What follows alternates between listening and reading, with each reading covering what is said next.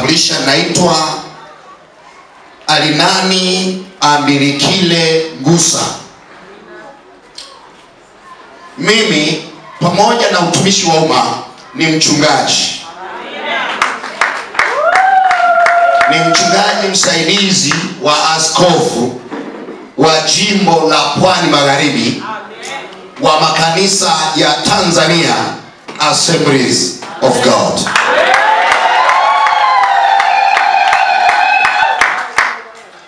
Namshukuru Mungu kwamba nikiri, ukiniona naweza kuhubiri, kuomba, kusema chochote, aliyenifundisha sala ya Baba yetu uliye mbinguni, jina lako litukuzwe, ufalme wako uje, ni kanisa la Kimoravian Tanzania. Nilibatizwa na mchungaji Masopango Charles, alikuwa mchungaji wa usharika wa Matwiga. Kwa hiyo nimekuwa msharika pale. Amen. Amen. Kwa hiyo ninapowaona hivi niko nyumbani. Amen. Amina. Amen. Amina. Amen. Kwa hiyo uwe na uhakika kwamba nikisema nimekuombea, nikisema nimemwomba Mungu nikaseme nini na ameniambia, uwe na uhakika. Kwa sababu mchungaji aliyesoma theolojia, kuna namna ambavyo Mungu anasema naye tofauti na wengine. Na ndio maana tunasema heshimu neno la mchungaji, hata kama mmemzidi elimu. Sema amen. Kichwa cha somo hili kitakuwa hivi: roho ya Mungu ikikaa ndani ya mtu, mtu huyo huwa bora. Wewe andika tu, roho ya Mungu ikikaa ndani ya mtu, mtu huyo huwa bora. Kitabu cha Mwanzo kimeandikwa na Musa, na Musa ndio aliyekiandika kitabu cha Mwanzo. Kwa nini kimeitwa Mwanzo?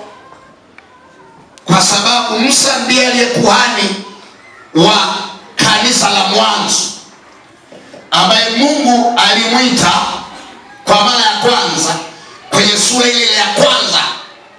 Alimwita akiwa anachunga, akamwambia, nataka nikutume uende Misri, kuna watoto wangu ambao walienda kwa bahati mbaya wakajikuta wamekuwa watumwa, ingawa ni watoto wa kifalme.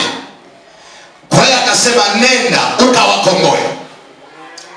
Ndio maana kimeitwa kitabu cha Mwanzo, kwa sababu kinatangaza mwanzo mpya wa mwanadamu, kuanzia kuumbwa, maisha yake na mabadiliko mengine yote yaliyotokea mpaka kupotea kwake, na baadaye akarejeshwa.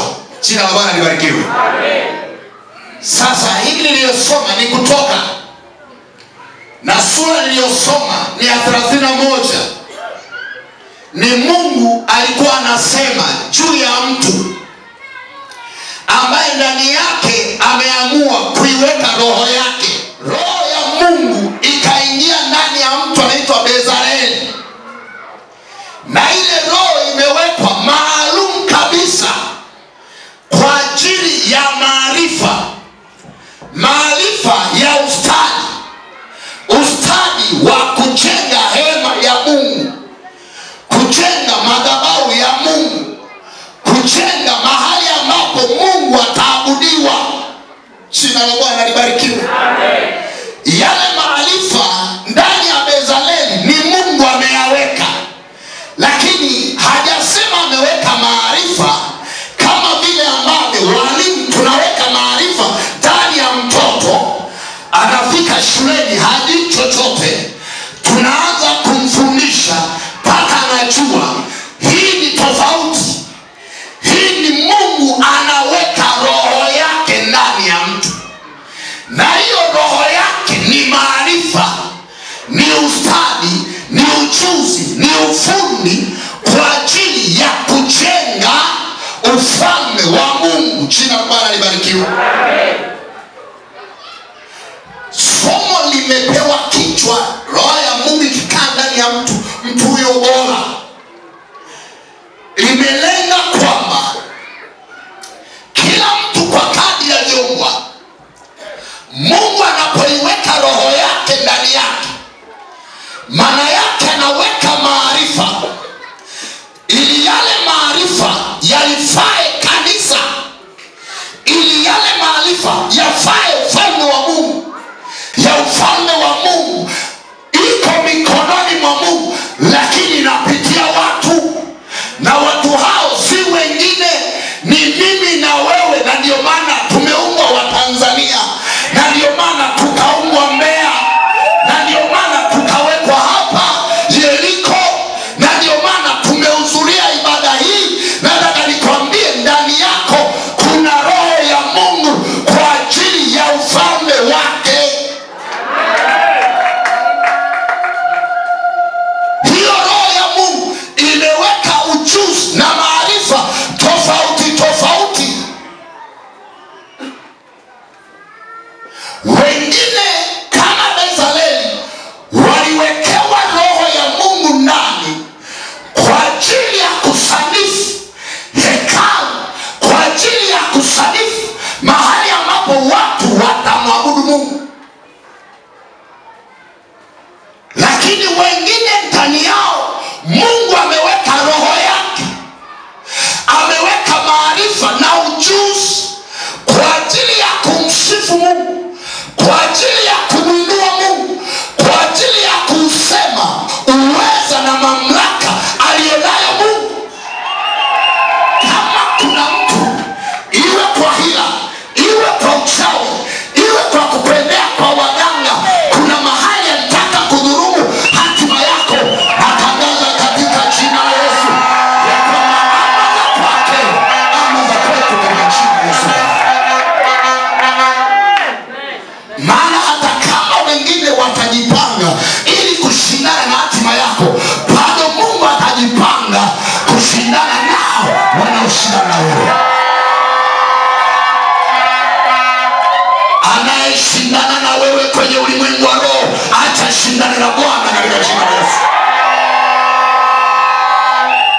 Haijalishi alizaliwa kwenye familia ya wachawi, haijalishi ana urafiki na wachawi, haijalishi sadaka anayotoa kwa mizimu. Nataka nikwambie, yuko Mungu mwenye mamlaka kuliko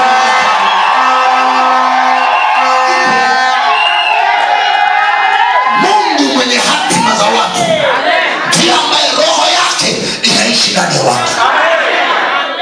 Roho ya Mungu inapokaa ndani ya watu ni kwa ajili ya kulinda hatima, ni kwa ajili ya kulinda mwisho wa watu, ni kwa ajili ya kulinda mtemeo wa duniani wakati tunauelekea ufalme wa Mungu, ni kwa ajili ya kutembea kwenye baraka za Bwana tunayemwimbia, ni kwa ajili ya kutembea kwenye ushindi wa Bwana tunayemwabudu, ni kwa ajili ya kutembea kwenye ustawi sawa sawa na ahadi ya Bwana. Maana imeandikwa katika kitabu cha Ayubu sura ya 22:21, anasema mjue sana Mungu na ndipo utakapostawi sana, na ndipo utakapofanikiwa sana, na ndipo utakapoinuliwa sana.